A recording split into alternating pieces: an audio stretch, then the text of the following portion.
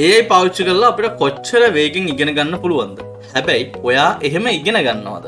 ඉතින් මේ වීඩියෝ එක එහෙම ඉගෙන ගන්න නැති ඔයාලා හැමෝටම ඔන්න එහෙනම් මම ගියා අපේ ස්ක්‍රීන් එකට. හරි ළමයි.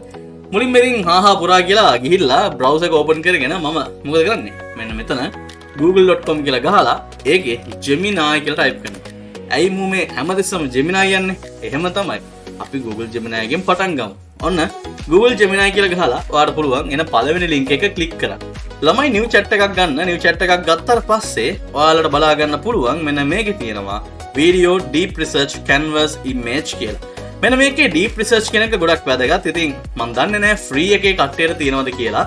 මං හිතන්නේ free එකේ කට්ටිය මට සමාව දෙවි. හරිද? මොකද මං අද පෙන්නන්නේ free එකේ දේවල් විතරක් නෙවෙයි. මොකද හේතුව free එකේ තිබ්බා හෝ නැතා හෝ මං ඔයගලන්ට deep research එක ගැන පෙන්නුවේ නැතොත් ඔයගොල්ලෝ මේක දන්නේ නැහැ කියන්නේම ලොකු අවුලක්. හරි. ඒකෙන්ද deep research කියන එක ක්ලික් කරන්න. ක්ලික් කළා මෙතන ඔයාට ඕන දේ මොකක්ද කියලා ටයිප් කරන්න ඕන. හිතන්න මම A level student කෙනෙක්. හරි.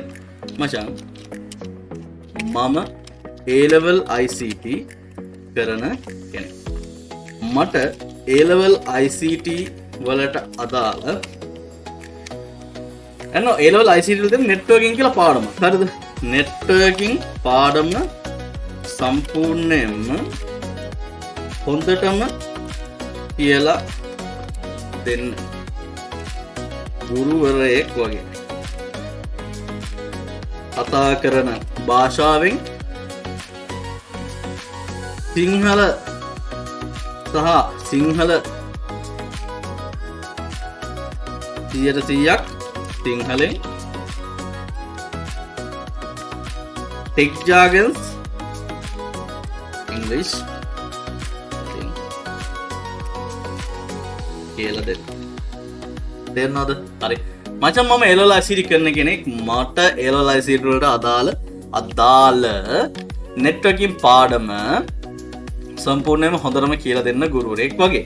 කතා කරන භාෂාවෙන් 100%ක් සිංහලෙන් කියලා දෙන්න. ඒ වගේම තමයි මම මෙතන තව ලියන්න ඕනේ ළමයි. දැන් ඔන්න මට අවශ්‍ය වෙන මොන හරි තියෙනවා නම් හරිද ස්පෙෂලි මට කියා දෙන්න ඕන දේවල් මම මෙතන ලියන්න පුළුවන්. මම දැනට මෙන්න මෙහෙම A level ICT කරන ළමෙක් networking පාඩම ගැන කියා දෙන්න කියලා ඔන්න submit button එක ඔබට. හරි. බලන්න submit button එක එවුවට පස්සේ දැන් A level ICT කරන කට්ටියට මේක කොච්චර වැදගත් වෙයිද? දැන් එයා පොඩි second එකක් ඉල්ලන second එකක් වල තප්පර ගණක් ගන්නවා. හිතන්න එපා. අපිට පොඩි ඉවසීමක් නෙමෙයි ලොකු ඉවසීමක් තියෙන්න ඕනේ සාමාන්‍යයෙන් මේ AI කෙනෙක් එක්ක වැඩ කරද්දී. මොකද සමහරට අපේ ඉල්ලන උත්තර හම්බෙන්නේ නැති වීම හරිද? සමහරට ඉල්ලන උත්තර හම්බුණත් සමහරලාට ඒතර තියෙන සමහර accuracy ප්‍රශ්න හරිද? ඉතින් ඔය වගේ ප්‍රශ්න නැතුවම නෙවෙයි. හැබැයි හැම දෙයකම හොඳ වගේම නරකක් තියෙනව නෙවෙයි. ඉතින් හැම දෙයකම නරක දකින්න පුදුත් එමේ හැමදාම නරක තමයි. ඒක හින්දා චුට්ටක් උත්සාහ කරන්න හොඳක් දකින්න. හරි. ඕකේ. දැන් මෙන්න මේකේ A level ICT ජාලකරණය පාඩම. හරි. මෙන්න මෙතන බලා ගන්න පුළුවන්. ඔයාලට සම්පූර්ණයෙන් මෙයා අපිට දෙනවා A level ICT වල හරි networking කියන පාඩම සම්බන්ධව විස්තර. හරි. මෙන්න මේකේ මේ බටන් එක ඔබන්න එපා ළමයෝ. මෙන්න මේ දකුණු පැත්තේ බටන් එක ඔබන්න. මොකද සමහරවල්ලාට මේකේ එන්නේ අපි කියනවා මේ අර සිංහලෙන් අපි දුන්නට පස්සේ මොකද සංසෝජන සංකේ අනු වගේ කතාවක් තියෙන්නේ. හරි. මේ සිංහල වෙන්නේ නැති කොහොම හරි මෙන්න මෙතන ක්ලික් කරන්න. හරිද? මම හිතන්නේ සංශෝධන සුළු කරා කියලා තමයි තියෙන්නේ. හරි. ඒ ක්ලික් කරාට පස්සේ ඔයාට එන දේවල් නැත්නම් ඔයාට එන දේවල් කියලා කියන්නේ ඒක සම්පූර්ණම දැන් සර්ච් කරන්නේ මේ ශ්‍රී ලංකාවේ A level ICT සම්බන්ධ sources මොනවද කියන එක. ඔන්න බලන්න. show thinking වෙනකොට sites browse ගියාට පස්සේ ඔයාලට බලා ගන්න පුළුවන් මෙයා search කරන websites මොනවද කියලා. හරි. ඉතින් ගොඩක් වෙලාවට මෙයා A level ICT කිව්ව ගමන් අනිවාර්යෙන් අපි ඉන්නේ ලංකාවේ එකක්. හරිද? ඉතින් අපි ඉන්න locality එක මත හැම දෙයක්ම මත මෙයා ලංකන් ශ්‍රී ලංකන් websites අනිවාර්යෙන් චුට්ටක් වැඩියෙන් search කරනවා. ස්ට්‍රේට් වැඩියෙන් නෙමෙයි ගොඩක් වෙලාවට ඔයගොල්ලෝ බලා ගන්න පුළුවන්. හරි. මෙතන A level ICT මට local syllabus කියලා බැරි වුණා. ඒකින්ද එයා Cambridge International එකෙත් search කරනවා. but it's okay. මොකද වැඩියෙන්ම අහුවෙන්නේ මම හිතන්නේ අපේ A level ICT සම්බන්ධ දේවල්. හරි. ඉතින් මෙතෙන්දී යාට හම්බෙන papers හරිද? ඊට පස්සේ අරවා මේවා syllabus හරිද? හැම දෙයක්ම search කර ගන්නවා. අපි නිකන් ක්ලික් කරලා බලන්න පුළුවන්. එතකොට ඒක ඕපන් වුණාට පස්සේ කොහෙද අපි යන්නේ කියලා මේ NI එක National Institute of Education. හරි. ඉතින් ලංකාවේ තියෙන අපේ පන්තියේ තියෙනවා. හරිද? ඊට පස්සේ IT ගුරු එක තියෙනවා. ඉතින් IT ගුරු එකේ මම හිතන්නේ A level ඒවා ගොඩාක් තියෙනවා. මෙතන මේ කැටගරි එකට තමයි ගිහිල්ලා තියෙන්නේ. ICT syllabus. හරි. ඉතින් සම්පූර්ණ මෙයාට අපි කියන්න ඕනේ නැහැ මේ විදිහට full deep research එකක් මෙයාට කරගැනීමේ හැකියාවක් තියෙනවා. හරි.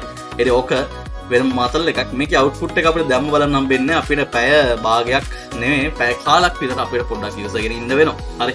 ඉතින් මේ තමයි මගේ දෙවෙනි දේ. පළවෙනි එක ඔයගලන්ට ජෙම් එක ගැන කියා දීම. දෙවෙනි එක තමයි මෙන්න මේක. හරි. මම already ඔයගලන්ට මෙන්න මේකේ තියෙන guided learning එක කියන එක part එක කලින් මම හිතන්නේ වීඩියෝ දෙකකට කලින් කියා දුන්නා. ඒකෙන් දැන් නැවතත් මම කියා දෙන්න යන්නේ නැහැ ඒ ගැන නම්. හරි. කොහොමවත් වැඩේ ඉවරද නැහැ. ළමයි යන Google එකට ඉක්මනට. අර වැඩේ වෙනකන් මේ දැන් සයිට්ස් විදියා 28ක හොයනවා. හරිද? ඉතින් එයා ඒක යාගේ පාඩුවේ අපිට ලස්සනට කියා දෙනකන් හරි මම දැන් අනිත් ડોකියුමන්ට්ස් ටිකක් දාගන්නවා. උදාහරණයක් කියදෙන මෙන්න මෙතන තියෙන ડોකියුමන්ට්ස් ටික මම දාගන්න ඕනේ. ඉතින් මම ඇඩ් ගිහිල්ලා හරිද? ආපහු මෙන්න මේකේ ඔක්කොම ටික සිලෙක්ට් කරන්න නැතුව දැනට පළවෙනි හතර සිලෙක්ට් කරලා මෙන්න මෙතෙන්ට ඇඩ් කරනවා. ඔක්කොම අප්ලෝඩ් වෙනවා නේද ළමයි? Financial ratios ටිකයි assignment 1 guidelines ටිකයි අප්ලෝඩ් වුණා. but මං හිතන්නේ මෙන්න මේ දෙක අප්ලෝඩ් වුනේ නැහැ. ඒතර කොහොමද කරන්නේ? ඔයාට වෙනවා පොඩ්ඩක් ඉන්න PPT බැරිද ළමයි? අපි බලමු. PPT බැරිද? PPTX the PPT the?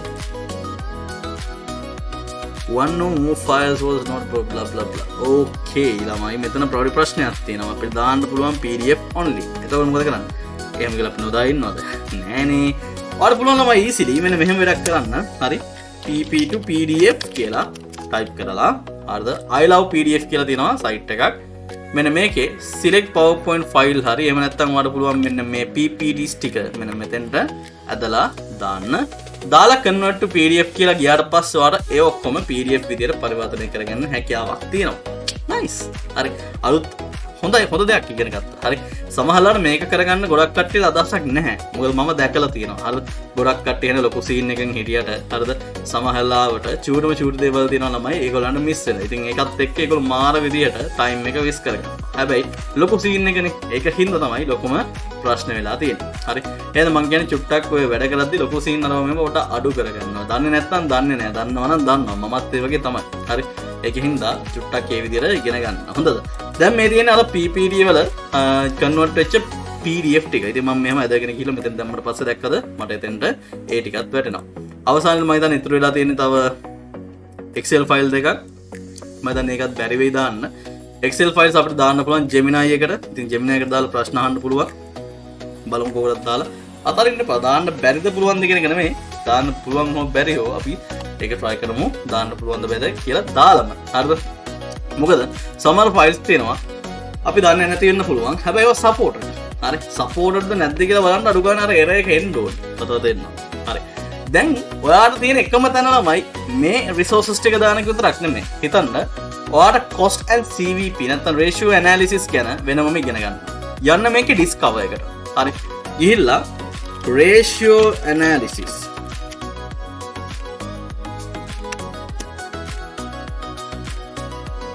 and other accounting අර ඔය දෙන මම නිකන් ටයිප් කරලා සබ්මිට් කරලා පස්සේ මෙයා අපිට ඉන්ටර්නෙට් එකේ රේෂියෝ ඇනලිසිස් සහ වෙන තව තියෙන accounting සම්බන්ධ දේවල් ගැන full search එකක් දාලා අපිට sources ටිකක් ගණන් දෙනවා. හරි. sources. ඉතින් මේ sources ටික ගොඩක්ම වැදගත්. ඒක හින්දා මතක තියාගන්න. මෙන්න මෙතනදී ඔයාලා බලා ගන්න පුළුවන් අනුපාත විශ්ලේෂණය මගින් කළමනාකරන තීරණ ගැනීමට අවශ්‍ය තොරතුරු අරකයි මේකයි කියලා ලොවෙත් නැති YouTube videos පවා අපිට අරන් දීලා තියෙනවා. ආය මයික්‍රෝ ෆයිනෑන්ස් හෑන්ඩ්බුක් එකක් කොහෙන්ද මන්දා හරිද? හොයාගෙන අපිට ගෙනලා දීලා දෙනවා. ඉතින් මේවා පිස්සුවක් නේද? හරි. මේවා සමහරවිට ඔයගොල්ලෝ නිකන් සර්ච් කරා කියලා Google එකේ හම්බෙන්නේ නැහැ. ඉතින් බලන ළමයි කොච්චර ඉගෙන ගන්න දේවල් තියෙනවද මං අහන්නේ. මොකද A level වල කරන ළමයිට විතරක් නෙමෙයි. එතනින් එහාට ජොබ් එකක් කරන කෙනෙක්ට කොච්චර දේවල් තියෙනවද? නීතිය සම්බන්ධව හදාරන කෙනෙක්ට මං කියන්නේ නෝට්බුක් LM කියලා කියන්නේ මැනික් ගොඩක්. හරි. මෙන්න මේක ඉම්පෝට් කියන බටන් එක බලන්න. එතකොට ඔයාලා ගිලින්ම ඔක්කොම ටික ඉම්පෝට් කරගන්න පුළුවන් ගින්දර වගේ. ආයෙ බලා ඉන්න අවශ්‍යතාවයක් නැහැ. ඉතින් මේ වගේ sources කීයක්ද ළමයි දාගන්න පුළුවන්. 300ක්. දැන් අපි අප්ලෝඩ් කරලා තියෙන 16යි. දැන් මට 300ක් පුළුවන්. හැබැයි ඔයාලට පුළුවන් ඉන්නේ 50ක් වෙන්න පුළුවන්. මොකද ඔයාගේ free account එක තියෙන ඉඳලා. මං කියන්නේ 50ක්ද 300ද it doesn't matter. හරි just try to do that. මෙන්න මේ ඔක්කොම ටික හරිද? ඔයාලා select කරලා මෙන්න මේකේ video overview එකක් ගන්න පුළුවන්. සුපිරිම දෙයක් තමයි ඕක video overview එකක්. හරි. මේ ඔක්කොම ගොඩක් දේවල් දාන්න නැතුව ඔයාලා එක paper එකක් දාලා video overview එකක් කරගන්න පුළුවන්. මම ඒකත් ඔයගලන්ට කරලා පෙන්නන්නම්. හරි. නෝට්බුක් LM එකේ ආයෙ ගිහිල්ලා අරක වෙනකම් වීඩියෝ ඕවර්විව් එකයි ඔඩියෝ ඕවර්විව් එකයි මයින්ඩ් මැප් එකයි ඔය තුනම මම ක්ලික් කරනවා ළමයි. ඔය තුන තමයි වැදගත්ම දේවල් තුන. අපි ඊට පස්සේ ඒවා ගැන කතා කරමු.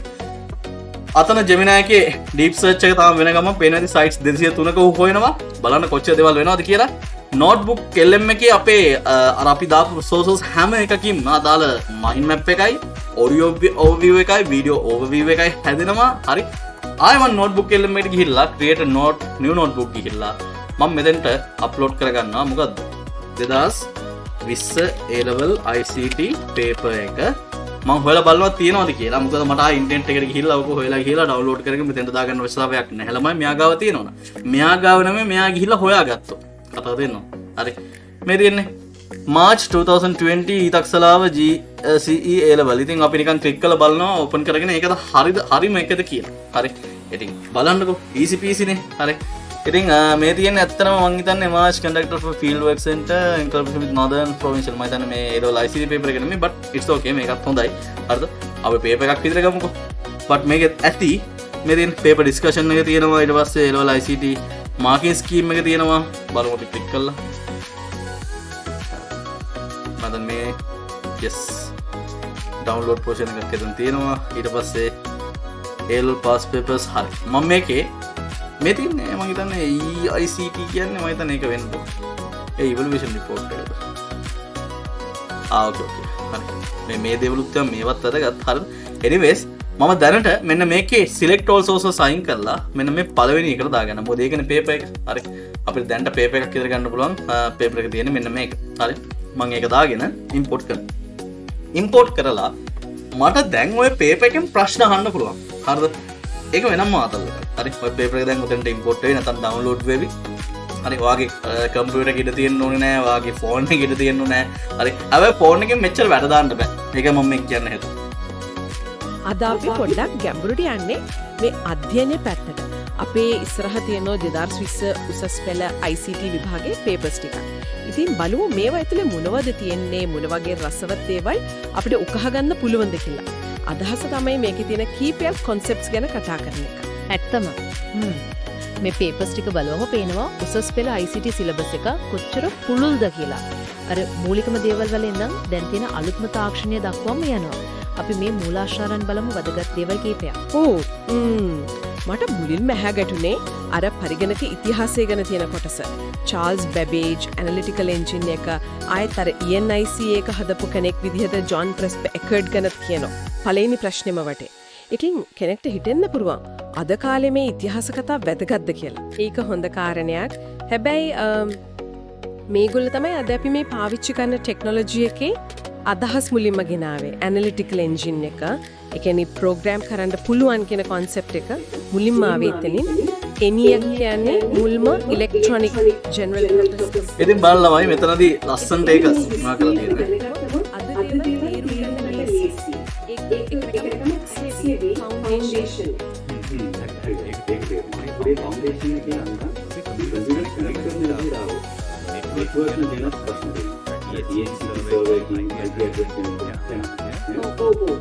IPS automatic assignment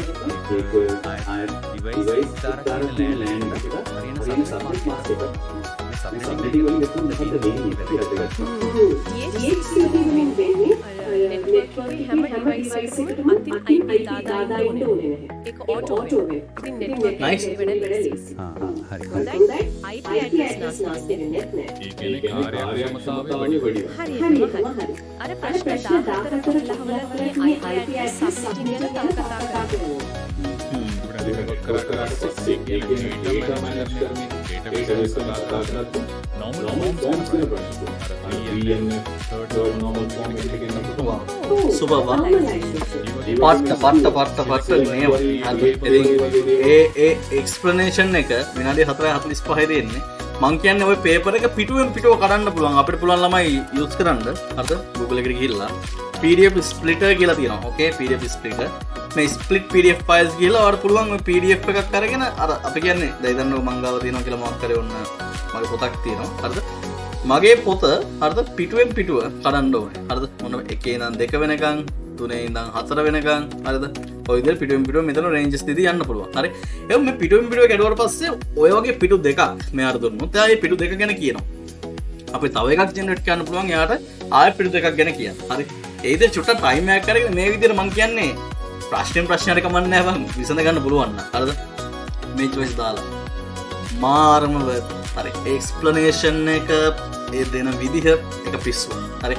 මේකෙන්ද චුට්ටක් උත්සාහ කරන්න විශේෂයෙන්ම ඉගෙන ගන්න ළමයෙක් නම් නැත්නම් අම්මා තාත්තා කෙනෙක් නම් මේක බලන්නේ තමන්ගේ ළමයාට තවදුරටත් තමන්ගේ අපි කියන්නේ අර හැමදාම ඉගෙන ගන්න දේවල් ඉගෙන ගන්න දෙනවද නැත්නම් ටීචර් කෙනෙක් ගාවට ගිහලා ඉගෙන ගන්න ගමන් එයාටත් එයාගේ ඔළුව පාවිච්චි කරලා ඉගෙන ගන්න හැටි උගන්වනවද නිකන් ළමයට කම්පියුටර් එකකුයි නෝට්බුක් LM එකයි දුන්නා කියලා ඌ ඉගෙන ගන්න නෑ ඌ අනිවාර්යෙන් ගේම් ගන්න ඒක තමයි හැටි හරි එකම දේ ළමයා ගැනත් ට්‍රස්ට් එකක් තියාගෙන අම්මට තාත්තට දෙන්න පුළුවන් හොඳම ක්‍රමය තමයි ඒ කම්පියුටර් එක හරිද එයාට ඒ පාර කියා දීලා එයාව මොනිටර් කරනවා හරිද ලංකාවේ මොනිටර් කරන්නේ නැතුව ළමයට කම්පියුටර් එකක් දෙන්න ඇත්තටම බය වෙන්න හැබැයි මොනිටර් කරමින් හරිද සාමාන්‍යයෙන් ළමයා මොනවද කරන්න කියන දවන්ද කියලා හැමදෙස්සම හොයන එක නෙමෙයි අපි කියන්නේ එයාට හරි පාර කියා දෙමින් හරිද යවන්න පුළුවන් නම් අන්න එතන තියෙනවා ඒ ළමයාට හොඳ ලොකුම ලොකු අර ඉන්ටරෙස්ටිං ෆැක්ට් එකක් හරි ප්‍රශ්නේ තියෙන්නේ ඒක අපේ අම්මලා තාත්තලා දකින්න දෙයක ඉතින් මම කාටවත් මේ බ්ලේම් කරනවා නෙමෙයි හැබැයි මං ගාවටම ඇවිල්ලා සමහරවිට අහපු ප්‍රශ්න වලට මන් දෙන උත්තර ඔය තියෙන්නේ. හරි.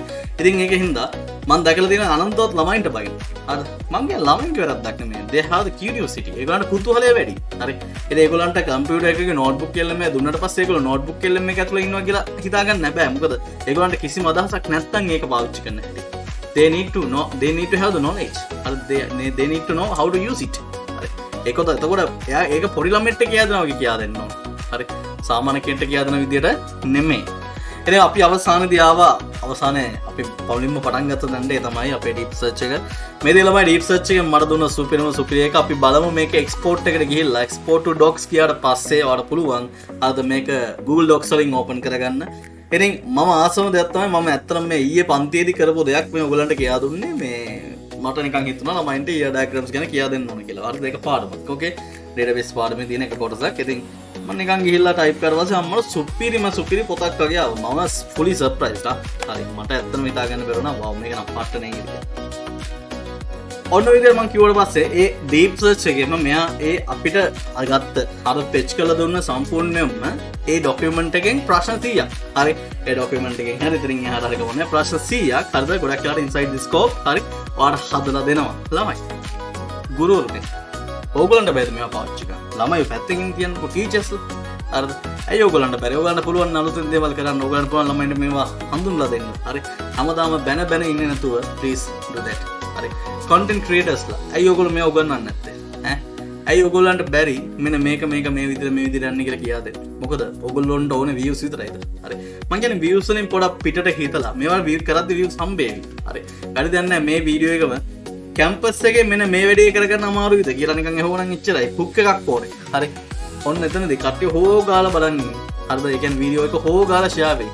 මොකද එහෙම ෂෙයා වෙච්ච කාලයක් තිබ්බම නා. මං කියන්නේ just try to do something better. Just try to serve for the country. I mean education කියන දේ පොඩ්ඩක් ඒ පැත්තෙන් ගත්තාම අපිට දෙන්න පුළුවන් නම් අඩු ගානේ මේ අමාරු වෙట్లా තියෙන කට්ටියට ගොඩ යන්න ඒක ලොකු දවක් ඒක.